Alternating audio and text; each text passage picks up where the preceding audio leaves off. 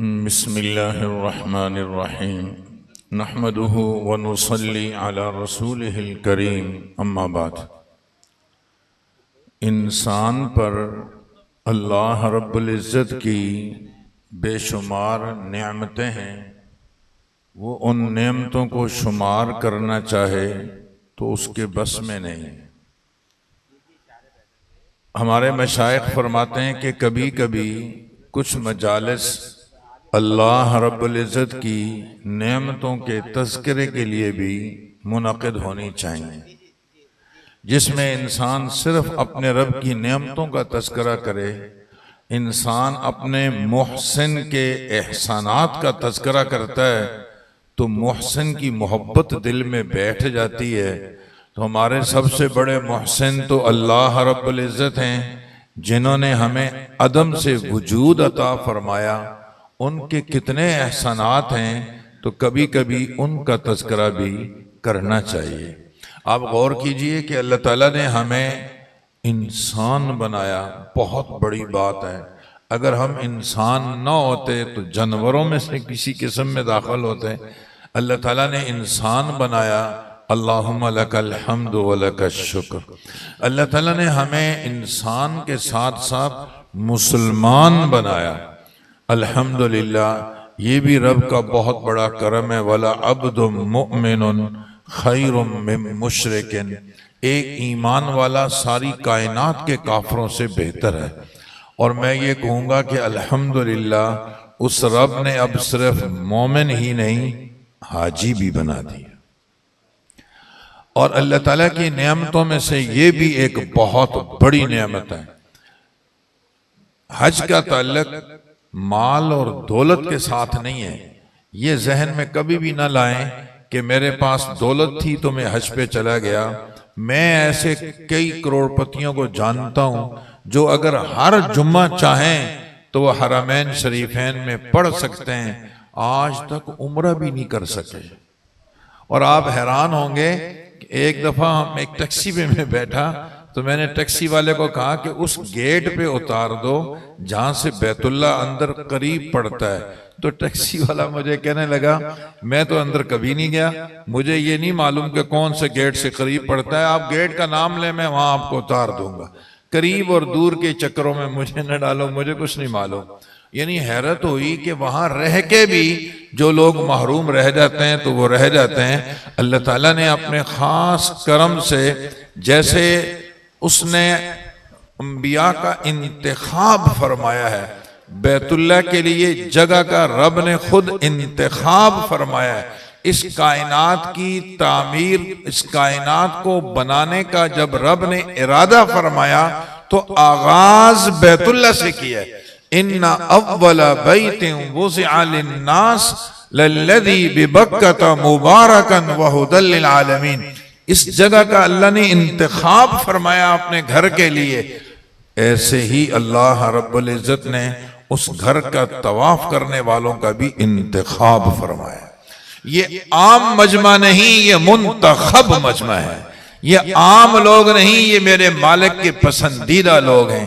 کسی ماں کی دعا لگ گئی ہوگی، کسی بھائی کی دعا لگ گئی ہوگی، کسی نہ کسی مہربان کی دعائیں کام آ گئیں۔ آج ہم گناہگاروں کو بھی اللہ رب العزت نے ان خوش نصیبوں کی فہرست میں شامل فرما دیا جو انشاءاللہ اس مبارک سفر میں بیت اللہ کی زیارت کریں گے، اور انشاءاللہ اس مبارک سفر میں ملتزم کی زیارت ہوگی، حجر اسود کی زیارت ہوگی، اور بیت اللہ کا طواف ہوگا۔ حتیم میں جائیں گے، مقام ابراہیم پہ جائیں گے، صفا اور مروہ کی زیارت ہوگی، وہاں کی سعی نصیب ہوگی، مینا عرفات مزدلفہ جائیں گے، روضہ رسول جائیں گے، مسجد قباء جائیں گے، میدان احد میں جائیں گے۔ یہ اتنی ساری عظیم نعمتیں، اگر ہر ایک نعمت کے لیے الگ الگ سفر کرنا پڑتا۔ اس دفعہ حج پہ جانا ہے، صرف مقام ابراہیم سے ہو کے آؤ گے، دوبارہ جانا ہے صرف ملتزم پہ جاؤ گے، دوبارہ جانا ہے صرف حتیم میں جاؤ گے، دوبارہ جانا ہے صرف صفا اور مروہ سے ہو کے آؤ گے۔ اللہ کی قسم جب بھی سودا سستا تھا، جبکہ ہمیں تو رب ایک ہی سفر میں یہ ساری نعمتیں گٹھی عطا فرمائیں گے. کو اللہم لک الحمد ولک الشکر. اس میں ہمارا کوئی کمال نہیں، یہ رب کی مہربانی ہے، رب کی عنایت ہے. غریب میں ایک بندے سے ملا جو ٹوپیاں بیچتا ہے مساجد کے سامنے، مسواک. آپ حیران ہوں گے، اس نے 17 حج کیے ہوئے تھے، بیچتا ٹوپیاں ہیں. اور میں عرض کر رہا ہوں کروڑ پتی لوگ موجود ہیں جو ہر جمعہ وہاں پڑھ سکتے ہیں، اب تک کوئی سفر نصیب نہیں ہوا. اس لیے یہ بے ساختہ ہمیں کہنا پڑے گا کہ یہ انتخاب میرے رب کی طرف سے ہے. ہمیں اپنے رب کی اس نعمت پہ اس کا شکر ادا کرنا چاہیے کہ اللہ تعالیٰ نے کہاں میرے رب کے گھر کی عظمت اور کہاں ہماری یہ گناہگار نگاہیں، کہاں اس کے گھر کا طواف اور اس کی عظمت، کہاں ہمارے یہ گناہگار قدم. یہ اس رب کی مہربانی کے علاوہ کچھ نہیں. اللہم لک الحمد ولک الشکر. بندہ جب بیت اللہ پر نگاہ پڑتی ہے نا، دل میں خود ہی خیال آتا ہے یار آج تو ان نگاہوں کی قیمت ادا ہو گئی. بندہ جب اس عظیم سفر پہ طواف کرتا ہے، اس عظیم گھر کی چار دیواری کو بوسہ دیتا ہے، حجر اسود کا بوسہ لیتا ہے، تو سمجھتا ہے کہ میری حج پہ جو خرچہ ہوا تھا یار وصول ہو گیا. بعد عرفات کی حاضری تو پوچھو مت، اس کا تو کوئی جواب نہیں. الحج العرفہ، حج تو نام وقوف عرفہ کا ہے. اور پھر مدینہ منورہ کی جانب ہونے والے سفر کی عظمتوں کے تو کیا کہنے. جس پیارے محبوب صلی اللہ علیہ وسلم نے اس بیت اللہ کی عظمت بیان کی، اس کا روزے کی زیارت کی کوئی حج کے فرائض میں شامل نہیں ہے، واجبات مستحبات میں شامل نہیں. کوئی آدمی بیت اللہ جائے اور حج کر کے واپس آ جائے، مگر آپ نے فرمایا جس نے جو حج پہ آیا مگر میری زیارت کے لیے مدینہ نہیں آیا، اس نے اچھا نہیں کیا.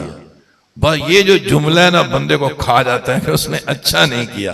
اور آپ نے فرمایا جس نے میری زیارت کی، میری قبر کی زیارت کی، فَكَأَنَّمَا زَارَنِي فِي حَيَاتِي، یوں سمجھو جیسے اس نے زندگی میں میری زیارت کر لی.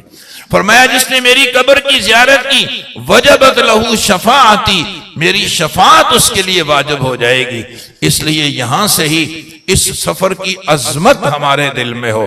امام الانبیاء صلی اللہ علیہ وسلم کی حدیث ہے، حضرت ابو ہریرہ فرماتے ہیں رضی اللہ تعالیٰ عنہ، اور بخاری اور مسلم میں یہ روایت موجود ہے، چوٹی کی روایت میں ہے، سئل رسول اللہ صلی اللہ علیہ وسلم ای العمل افضل. اے پیارے محبوب صلی اللہ علیہ وسلم یہ فرمائیے کہ اعمال میں سب سے افضل ترین عمل کیا ہے؟ فرمایا ایمان باللہ ورسولہ، عقیدہ صحیح ہونا چاہیے. اور معاف کیجئے گا، اس حج کے سفر کے مقاصد میں ایک بڑا مقصد کیا ہے کہ ہمارا عقیدہ صحیح ہو جائے. آپ دیکھیں شروع سے اس کی مشق کروائی جا رہی ہے. جی آپ نے احرام کی 2 رکعتیں پڑھنی ہیں، تو پہلی رکعت میں حضرت ابھی فرمائیں گے کیا پڑھنا ہے؟ قل یا ایھا الکافرون. اور دوسری رکعت میں کیا پڑھنا چاہیے؟ قل ھو اللہ احد. دونوں میں عقیدے کی بات ہو رہی ہے. اچھا جی اب آپ عمرے کی نیت کرنا چاہتے ہیں، نیت کر کے اب آپ نے تلبیہ پڑھنا ہے کہ تلبیہ اس کا حصہ ہے. لبیک اللہم لبیک لبیک لا شریک لک لبیک، اے اللہ تیرا کوئی شریک نہیں ہے. عقیدے کی بات پورے سفر میں. حدیث میں تلبیہ اتنا پڑھو اتنا پڑھو اتنا پڑھو لوگ کہیں کہ یہ پاگل ہے، اور تم جواب میں کہو کہ میں اللہ کی محبت میں پاگل ہی صحیح. یہ اتنا تلبیہ پڑھایا جا رہا ہے، اس میں ہے کیا؟ عقیدے کی بات ہے، اللہ تیرا کوئی شریک نہیں ہے. ایمان باللہ ورسولہ. بیت اللہ کا طواف کرتے ہوئے تیسرا کلمہ پڑھا جاتا ہے، سبحان اللہ والحمدللہ ولا الہ الا اللہ. عقیدے کی بات ہو رہی ہے. اچھا 2 رکعت طواف کی پڑھ لو، وہی قل یا ایھا الکافرون قل ھو اللہ احد. صفا مروہ کے درمیان میں چوتھا کلمہ پڑھا جاتا ہے، لا الہ الا اللہ وحدہ لا شریک لہ. جگہ جگہ حتیٰ کہ عرفات کے میدان میں سب سے زیادہ پسندیدہ دعا آپ نے فرمایا میری اور دیگر انبیاء کی کیا ہے؟ لا الہ الا اللہ وحدہ لا شریک لہ لہ الملک و لہ الحمد بیدہ الخیر وہو علی کل شیء قدیر۔ اس لیے ہم اپنے رب سے دعا بھی مانگیں، اللہ مجھے ایسا مبارک عقیدہ عطا فرما جس کی برکت سے مجھے نامہ اعمال دائیں ہاتھ میں مل جائے، جس کی برکت سے میری قبر جنت کا باغ بن جائے، جس کی برکت سے مجھے قیامت میں تیرے عرش کا سایہ نصیب ہو جائے، جس کی برکت سے مجھے آپ صلی اللہ علیہ وسلم کے مبارک ہاتھوں سے حوض کوثر سے پانی نصیب ہو جائے، جس کی برکت سے مجھے آپ صلی اللہ علیہ وسلم کی شفاعت نصیب ہو جائے، جس کی برکت سے میں بغیر حساب و کتاب کے جنت میں چلا جاؤں۔ عقیدہ کوئی بحث کی چیز نہیں ہے۔ سائل نے پوچھا اے اللہ کے رسول صلی اللہ علیہ وسلم افضل ترین عمل کون سا ہے؟ جہاد، حج کا ذکر بعد میں، جہاد کا ذکر بعد میں، پہلے کیا فرمایا؟ ایمان باللہ ورسولہ، عقیدہ صحیح رکھو، یعنی اللہ اس کے رسول پر ایمان، عقیدے کی درستگی کی بات۔ قیل ثم ماذا، اس کے بعد فرمایا الجہاد فی سبیل اللہ۔ قیل ثم ماذا، فرمایا حج مبرور۔ یہ افضل ترین اعمال میں ایک عمل حج مبرور بھی ہے۔ حضرت حسن بصری رحمہ اللہ سے کسی نے پوچھا حضرت یہ حج مبرور کیا چیز ہے؟ جگہ جگہ حج، ایک حدیث میں الحج المبرور لیس لہ جزاء الا الجنہ، حج مبرور کیا ہے؟ اس کا بدلہ تو جنت کے علاوہ کچھ ہے ہی نہیں۔ مگر حج مبرور کس کو کہتے ہیں؟ فرمایا جس میں انسان کی آخرت کی فکر غالب آ جائے، دنیا سے بے رغبتی پیدا ہو جائے۔ ایک حدیث میں اس کی الگ تشریح ہے، آپ نے فرمایا حج مبرور وہ ہے جس میں تین چیزیں پائی جاتی ہوں، لین الکلام، لین الکلام، لب و لہجہ نرم ہو۔ درخت اپنے پھل سے پہچانا جاتا ہے، بندہ اپنے اخلاق سے پہچانا جاتا ہے۔ بندہ جب بولتا ہے اس کی قیمت معلوم ہو جاتی ہے۔ آدمی اپنی زبان کے پردے کے پیچھے چھپا ہوا ہوتا ہے۔ حضرت عمر فاروق رضی اللہ تعالیٰ عنہ نے ایک مرتبہ فرمایا یہ فلاں آدمی کو کوئی جانتا ہے؟ جی جی، ایک صحابی نے فرمایا میں جانتا ہوں اس کو، بہت اچھا آدمی ہے۔ اچھا، آپ نے کبھی سفر کیا ہے اس کے ساتھ؟ جی میں نے سفر تو نہیں کیا۔ پھر کیسے بول دیا کہ میں اس کو جانتا ہوں کہ وہ اچھا آدمی ہے؟ سفر میں بندے کا پتہ چلتا ہے کہ اس کا وزن کیا ہے۔ ادھر جی حضوری والے بہت ملیں گے، ہاتھ چومنے والے بھی بہت ملتے ہیں، جی ادھر پتہ چلے گا کہ آپ کہاں کھڑے ہیں۔ لین الکلام، آپ اندازہ لگائیے جنت کے بالاخانوں کا حسن۔ ان اللہ تعالی، اللہ رب ان فی الجنت غرفا یرا ظاہرها من باطنها وباطنها من ظاہرها اعدها اللہ لمن الان الکلام۔ جنت کے خوبصورت بالاخانے، اندر سے دیکھو تو باہر نظر آئے، باہر سے دیکھو تو اندر نظر آئے۔ یا رسول اللہ صلی اللہ علیہ وسلم وہ کون سے خوش نصیب لوگ ہیں جنہیں جنت کے یہ بالاخانے ملیں گے؟ پتہ کیا فرمایا؟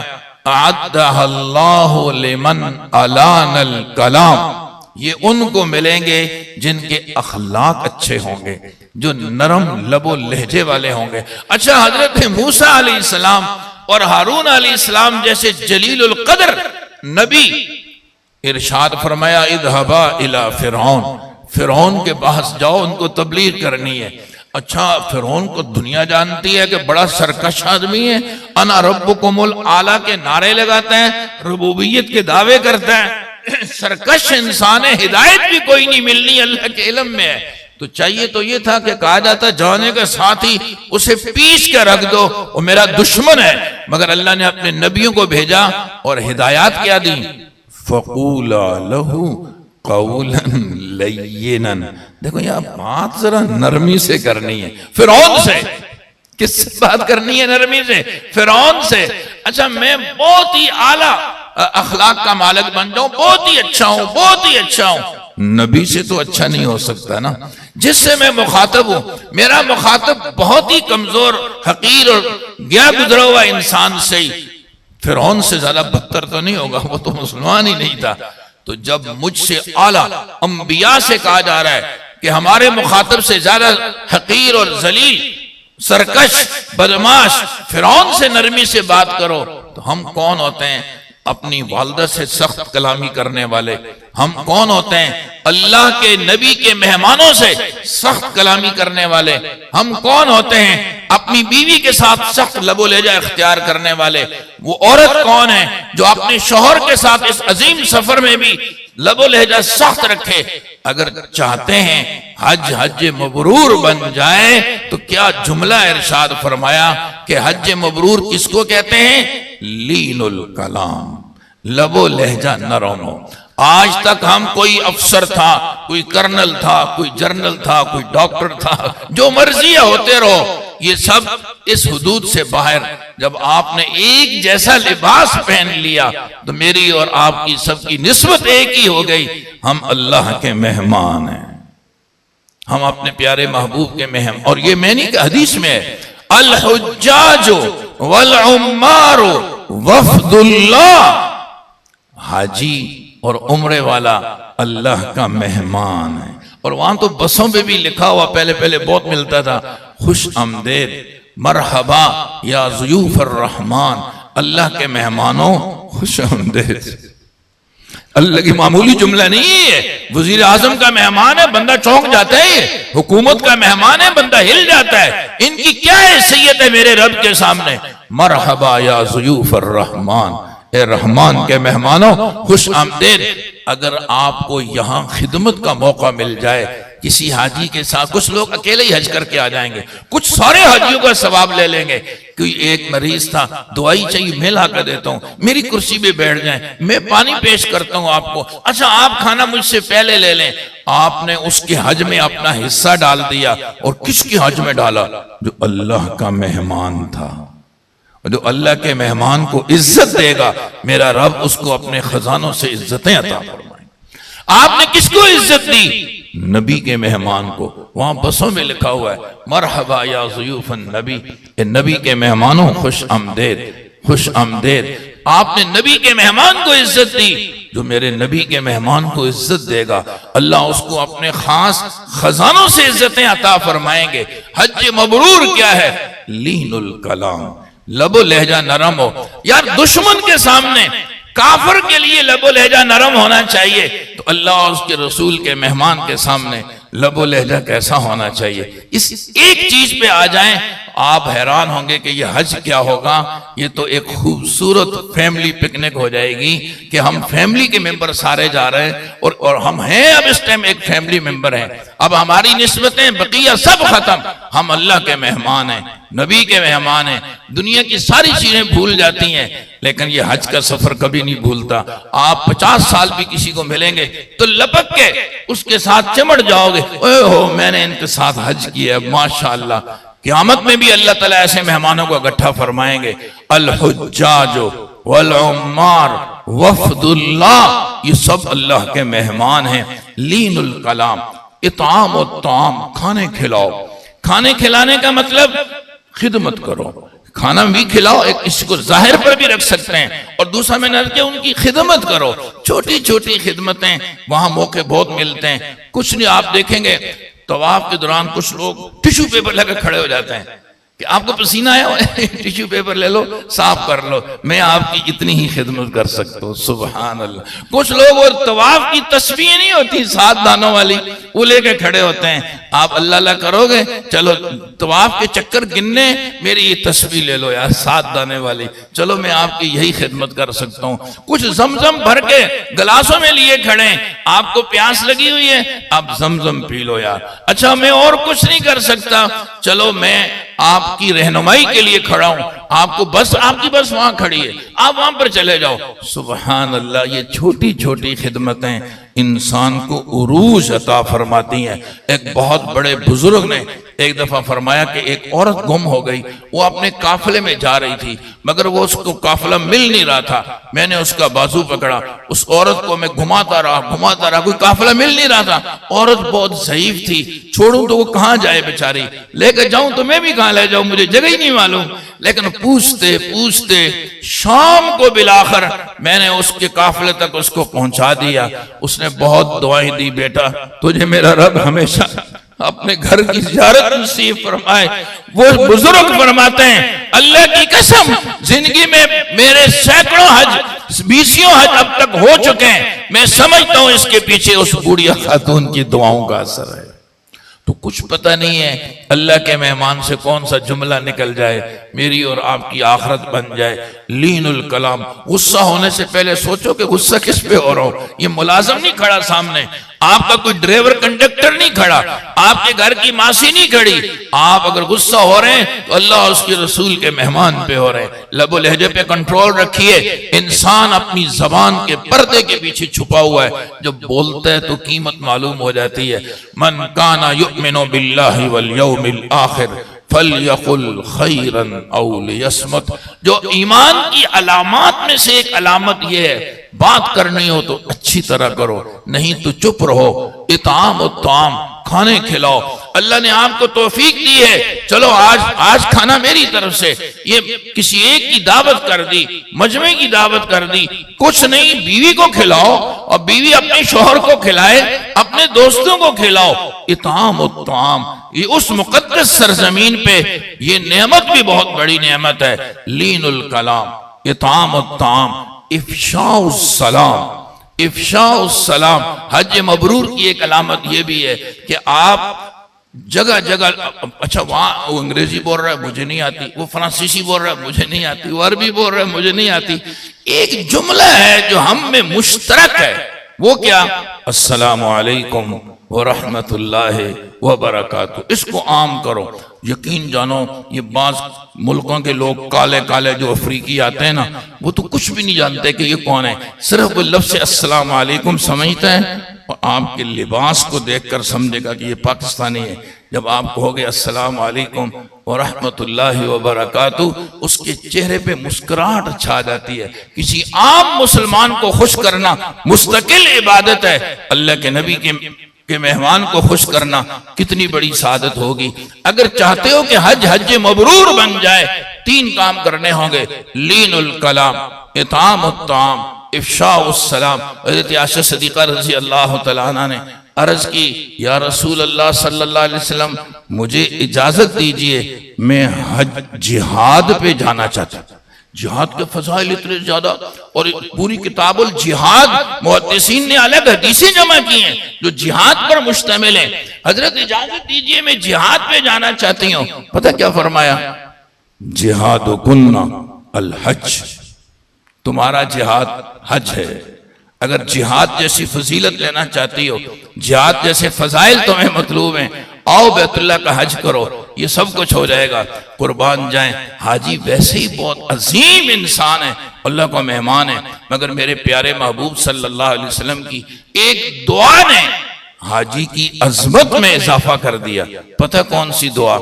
آپ نے عرفات کے میدان میں 5.5 گھنٹے دعا کی، اس میں ایک دعا یہ بھی فرمائی، اے اللہ اس حاجی کی مغفرت فرما دے۔ ہماری دعائیں قبول ہوں یا نہ ہوں، انشاءاللہ ہمیں امید ہے ہمارے نبی صلی اللہ علیہ وسلم کی دعا ہمارے حق میں قبول ہوگی۔ کیا فرمایا؟ اے اللہ اس حاجی کی مغفرت فرما۔ اور اگلا جملہ عجیب ہے، فرمایا اے اللہ یہ حاجی جس کے لیے بخشش کی دعا مانگے تو اس کی بھی مغفرت فرما دے۔ یہی وجہ ہے کہ آج حاجی سے پوری امت مسلمہ کو ایک ہی توقع ہے، دعاؤں میں یاد رکھو۔ ہمارے ایک ساتھی ایئرپورٹ جا رہے تھے تو راستے میں ٹریفک پولیس والے نے اشارہ کیا کہ سائڈ پر روک دو۔ بڑا غصہ آیا، یار ان کو نظر بھی آ رہا ہے احرام کی حالت میں ہیں، پھر بھی جناب روک دیا۔ خیر گاڑی روک دی کہ اس نے جو ہے وہ اشارہ کیا۔ قریب آیا پولیس والا، قریب آ کر کہتا ہے سب سے پہلے معذرت چاہتا ہوں، میں نے آپ کی گاڑی کو روکا، اور اس کے بعد میری صرف یہ درخواست ہے کہ دعاؤں میں مجھے بھی یاد رکھنا۔ سب کی توقع آپ سے صرف یہی ہے، ہمیں دعاؤں میں یاد رکھو۔ کیوں؟ آپ کو اللہ کے نبی کی جو دعا ہے، اے اللہ اس حاجی کی بھی مغفرت فرما، اور جس کے لیے یہ بخشش کی دعا بھی مانگے، اے اللہ تو اس کی بھی بخشش۔ کہیں حدیث میں یہ نہیں آتا یہ نمازی ہے جلدی بڑھو آگے بولو میرے لیے دعا کرو، ٹھیک ہے کروانی چاہیے بزرگوں سے دعائیں، حدیث میں نہیں ہے کہ اس سے دعا کرواؤ۔ یہ تہجد بہت پڑھتا ہے، جلدی بڑھو اس سے بولو کہ میرے لیے دعا کرو۔ اچھا یہ تلاوت بہت کرتا ہے، جلدی بڑھو آگے سلام کرو مصافحہ کرو، اس سے کون ہے میرے لیے دعا؟ یہ کہیں نہیں ہے۔ مگر عبداللہ ابن عمر رضی اللہ تعالیٰ عنہ کی مسند احمد میں روایت ہے، اذا لقیت الحاج، جب تمہاری ملاقات کسی حاجی سے ہو جائے آگے بڑھو، فسلم علیہ اس کو سلام کرو، وصافحہ، اس سے مصافحہ کرو، وَمُرْهُ أَن يَسْتَغْفِرَ لَكَ، اور اس سے درخواست کرو کہ تمہارے لیے بخشش کی دعا مانگے، فَإِنَّهُ مَغْفُورٌ لَهُ، کیونکہ یہ تو بخشایا ہے، یہ تو بخشایا ہے، عرفات سے ہو کے آیا ہے، لہذا اس سے جا کر تم درخواست کرو کہ میری لیے دعا کر۔ دوستو، اپنے مقام کو پہچانو، اس عمل کی عظمت ہمارے سامنے رہے، یہ میری پہلی درخواست ہے۔ میری دوسری درخواست یہ ہے کہ اس عظیم سفر کو حضرت انشاءاللہ اس کے آداب میں کچھ اور بھی شاید فرمائیں گے، وہ بہت زیادہ قیمتی باتیں ہوں گی، لیکن میں یہ چاہوں گا کہ اس سفر کو ہماری یہ نیت ہو کہ ہم گناہوں سے پاکیزہ رکھیں، اس سفر میں گناہ کوئی نہ ہو، بس اس کا سب سے بڑا ادب یہی ہے۔ سبحان اللہ، قیامت میں کچھ لوگ آئیں گے جو برسوں برس 20 سال ایسے پیش کر دیں گے کہ ایک گناہ بھی کوئی نہیں ہوا۔ ایک کاش کہ ہم اپنے حج کا ایک سفر ہی اس طرح کا پیش کر دیں جہاں ہم نے اپنے رب کی نافرمانی نہ کی ہو۔ من حج للہ فلم يرفث ولم يفسق رجع كيوم ولدته امه، جس نے اللہ کی رضا کے لیے حج کیا، ریاکاری کے لیے نہیں کہ لوگ مجھے حاجی کہیں۔ من حج للہ فلم يرفث، حج کے ایام میں ازدواجی تعلقات قائم نہیں کیے، اس کی ممانعت ہے۔ فلم يرفث ولم يفسق، کوئی گناہ کا کام بھی نہیں کیا۔ رجع كيوم ولدته امه، وہ ایسا لوٹے گا حج سے جیسے آج ہی اس بچے کی طرح جس کو آج ہی اس کی ماں نے جناؤ، اس کے نامہ اعمال صاف ستھرا ہے، کوئی گناہ نہیں، اس کا بھی نامہ اعمال صاف ستھرا ہے۔ قرآن مجید میں اللہ تعالیٰ نے حج کے نام پہ پوری ایک سورت اتاری ہے، اس کا نام ہے سورۃ الحج، پورے آدھے پارے کی سورت ہے۔ آپ کو حیرت ہوگی، اس میں نام تو ہے سورۃ الحج، حج کے احکامات سورہ بقرہ میں، اس میں اتنے احکامات نہیں ہیں، اس میں ایک ہی بات ہے جس کا آغاز ہے یا ایھا الناس اتقوا ربکم، لوگوں گناہوں سے بچنا، تقوی اختیار کرنا، اپنے رب سے ڈرو۔ یہ خلاصہ ہے اس پورے حج کا۔ ہم گناہ سے زبان کا گناہ نہ ہو۔ ہمارے کچھ چند ساتھی مل کر ہم لوگ ایک دفعہ شیخ العرب والعجم فخر الاولیاء حضرت مولانا شاہ حکیم محمد اختر صاحب رحمہ اللہ سے ملنے گئے۔ ساتھیوں نے کہا یار سفر حج پہ جا رہے ہیں، چلو حضرت سے درخواست کرتے ہیں ہمیں کوئی نصیحت فرما لیں۔ حضرت ان دنوں میں بیمار بھی تھے مگر کچھ بولتے تھے۔ آپ حیران ہوں گے، حضرت نے 2 باتوں کی نصیحت کی۔ ایک بات شاید آپ کو کڑوی لگے، میں پہلے سے ہی معذرت چاہتا ہوں۔ 2 باتیں حضرت نے فرمائی، میں ان کی بات نقل کر رہا ہوں، بڑوں کی بات میں ایک تاثیر ہے۔ ارشاد فرمایا، پہلی بات تو یہ فرمائی، دنیا بھر کے سارے حسین وہاں ہیں اور سارے بدصورت بھی وہاں ہیں، لہذا اپنی نگاہوں کی حفاظت کرنا۔ حج کے سفر پہ جا رہے ہو تو اپنی نگاہوں کی حفاظت کرنا، ایسا نہ ہو بیت اللہ کا طواف بھی ہو رہا ہے، بد نظری بھی ہو رہی ہے۔ دوسرا فرمایا کہ تم پیارے محبوب صلی اللہ علیہ وسلم کے روضہ رسول پہ جاؤ گے، ان کی زیارت کرو گے، اس مبارک شہر میں جاؤ گے تو اپنے میرے رب نے یہ چہرہ دیا ہے تو میرے رب کے محبوب نبی صلی اللہ علیہ وسلم کی مبارک سنتوں کو چہرے پہ سجا کر جاؤ، پھر سلام کرنا، اس کی برکات دیکھنا۔ بات کیا ہے کہ تبدیلی تو لانے کا عزم ہے ہی، کہ حج پہ جا رہا ہے تو عزم ہے، مگر کیا سوچا ہوا ہے جب واپس آؤں گا تو تبدیل ہو کے آؤں گا، عرفات جاؤں گا تو تبدیلی پیدا کروں گا۔ سفر کی عظمتوں کا تقاضا یہ ہے کہ جب کاغذات دے دیے تو گویا آپ نے اپنا ہاتھ اپنے رب کے ہاتھ میں دے دیا، بس ختم۔ اب کیا رہ گیا؟ اب تو ہم اپنے رب کی منشا ہی کو، جب سے ہم نے کلمہ پڑھا ہے، حقیقت میں تو ہم اس وقت سے اپنے رب کے تھے، مگر انسان ہے کوتاہیاں ہوتی رہی۔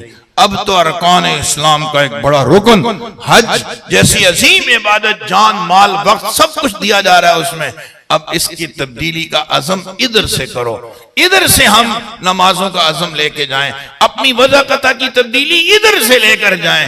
اور اب جب وہاں حاضری ہوگی تو بندے نے تیاری کی ہے حج کی تیاری کے حوالے سے میری بہت ہی عاجزانہ درخواست ہوگی, اپنے مقامی مسجد کے امام سے 5-10 منٹ لے لو, ایک دفعہ اپنی نماز اس کو سناؤ, رکوع سجدہ اس کو دکھاؤ. کہیں ایسا نہ ہو کہ رب بیت اللہ کے سامنے ہمیں کھڑا کرے, ہماری نماز ہی غلط ہو تو دل دکھے گا, یار اتنے قریب میرے رب نے کرم فرمایا, یہاں تک پہنچا دیا, میری نماز ہی ٹھیک نہیں ہے. تو ہم اپنی نماز ضرور کسی نہ کسی مستند شخص کو سنا دیں تاکہ تصدیق ہو جائے کہ ہاں یہ نماز ٹھیک پڑھتا ہے. خاص طور سے ہمارے ساتھیوں کو دعائے قنوت نہیں آتی ہوتی, وطر میں اس کا جب وہ پڑھنا ہوتا ہے, اس کو دعا کا پڑھنا واجب ہے اور دعائے قنوت کا پڑھنا سنت ہے. اگر ہم نے کوئی دعا نہیں پڑھی تو واجب چھوڑ دیا, اور یہ نہیں پڑھی جو مخصوص دعا ہمارے یہاں پڑھی جا رہی ہے, جب بھی سنت کے خلاف عمل ہو گیا تو ہمیں کوشش کرنی چاہیے. ہی یاد کر لو, ایک نماز میں وہاں میں نے ایک دفعہ جنازے گنے, 27 جنازے تھے ایک نماز میں. کبھی کبھی اس سے زیادہ بھی ہوتے ہیں, کبھی اس سے کم بھی ہوتے ہیں. بہت کم نمازیں ایسی ملیں گی پورے سفر میں جس میں کوئی بھی جنازہ نہ ہو. ظہر, عصر, مغرب, عشاء, فجر سب میں جنازے. کتنی افسوس کی بات ہے, میں حرم میں کھڑا ہوں, سامنے حاجیوں کی لاشیں رکھی ہوئی ہیں, مگر میں آپ میں حاجی بھائی کی نماز جنازہ ہی پڑھنا نہیں جانتا ہوں. ابھی دن ہے آپ کے پاس, آپ اس پر بھی توجہ دیں. نماز جنازہ کی جو دعائیں ہیں ان ایک ہی دعا کم از کم یاد کر لو جو بالغ میت کی دعا ہے. بڑے جو ہے وہ جنازے کو پڑھنے کی مرد ہو یا عورت, اللہم اغفر لحینا, یہ یاد کر لیں. وہاں تو بہت ساری دعائیں پڑھتے ہیں, اللہ کرے ہمیں ساری یاد ہو جائیں, لیکن اگر ایسا نہیں تو کوئی ایک تو یاد ہونی چاہیے نا جس کو میں وہاں پڑھ لوں. اس لیے اپنے لیے مسنون دعائیں, ہمیں چوتھا کلمہ آنا چاہیے, ہمیں تیسرا کلمہ آنا چاہیے, ربنا آتنا فی الدنیا کی دعا آنی چاہیے. اور جو مسنون دعائیں, کھانا وہاں مدینے میں کھانا کھا رہے ہیں سنت کے خلاف, تو کب دعا یاد کریں گے یار, کب پڑھیں گے؟ تو مسنون دعائیں گنی چنی, باتھ روم جانے کی, نکلنے کی, مسجد میں جانے کی, نکلنے کی, وضو سے پہلے, وضو کے بعد, لباس پہننے کی, گھر میں آنے کی, جس کمرے میں آپ جاؤ گے اس سے نکلنے کی, یہ گنی چنی چند دعائیں یہ ہمیں یاد کر لینی چاہیے. ہمیں موٹے موٹے حج کے مسائل ازبر ہونے چاہیے. ایک تو یہ کہ سن لیا آپ چلے گئے, اگر نیا آدمی کہتے ہیں آپ حج کر کے آئے ہو مبارک ہو, مجھے بھی ذرا ہدایات دے دو, مجھے بھی حج سکھا دو. اب آپ اس کا منہ دیکھ رہے ہو میں کیا سکھاؤں. الحمدللہ ہمارے گروپ میں آپ یہ نعمت دیکھیں گے کہ ہمارا ہر حاجی اس نیز پہ پہنچ جاتا ہے کہ ایک نئے آدمی کی موٹی موٹی رہنمائی کر سکتا ہے. حج کے مسائل کی کتابیں جو آپ کو دی جا رہی ہیں ان کو بھی پڑھیں, اور جو مسئلے نہ آتے ہوں کسی جگہ کاغذ پہ الگ الگ لکھتے رہو تاکہ کسی مفتی صاحب سے ملاقات ہو تو اس ٹائم مسئلہ بھول جاتا ہے آدمی. تو پرچی نکال لی, یہ میں نے لکھے ہوئے ہیں, یہ مجھے مسائل بتا دیے جائیں. یہ بھی بہت ضروری ہے کہ ہم ان مسائل کو اچھے انداز سے یاد کر کے جائیں. محسوس نہ کیجئے گا, بہت اچھا ہوگا کرتا شلوار بنا لو. جب آپ بیت اللہ کا طواف کرو گے نا, آپ کا دل نہیں چاہے گا کہ یار میں پینٹ پہن کر بیت اللہ کا طواف کروں. تو میری رائے ہے کہ یہیں سے آپ ایک اچھا مہذب لباس جو آپ پہن کر جمعہ پڑھنا پسند کرتے ہو, وہی لباس کھلا ڈھلا سنت کے زیادہ قریب, اس لباس کو پہن کر بیت اللہ کا طواف کر لو. تو آپ اس اچھے لباس کا انتخاب یہیں سے کر لو تاکہ وہاں آپ کو پریشانی نہ ہو. اور میں اپنی ماؤں بہنوں کی تشکیل چاہوں گا, وہاں 2 دن کا جوش تو ہوتا ہے, طواف بھی ہو رہا ہے, نمازیں بھی پڑھی جا رہی ہیں, 1 سے 2 دن بس. اس کے بعد کمروں میں پوچھ رہے ہوتے ہیں کہ سعید بھائی قبلہ کس طرف ہے. دوستو نماز حرم میں پڑھنی ہے, خصوصاً جن کو اللہ نے یہ سعادت دی ہے, بھاری رقم خرچ کی ہے, بیت اللہ کے قریب آپ نے رہائش کس لیے لی ہوئی ہے. اگر کمرے میں ہی پتہ کرنا ہے کہ جا وہ قبلہ کس طرف ہے, ہمت کیجئے حرم میں جا کر نمازیں پڑھیے, طواف کیجئے. ہم گئے ہیں اس چیز کے لیے, رہائش اچھی ہے یا بری یہ ایک الگ چیز ہے. رہائش, یہ حاجیوں کی چاہت رہائش اچھی ہو, ٹرانسپورٹ اچھی ہو, کھانا اچھا ہو, جی فلاں چیز اچھی ہو, فلاں اچھی ہو. کاش کہ ہمارے ہر حاجی اور حجن کے دل میں یہ جذبہ پیدا ہو جائے, میرا حج بھی اچھا ہو جائے. پرائیویٹ اسکیم کا حج, عبادت سہولت کے ساتھ. حج آرگنائزرز ایسوسی ایشن آف پاکستان.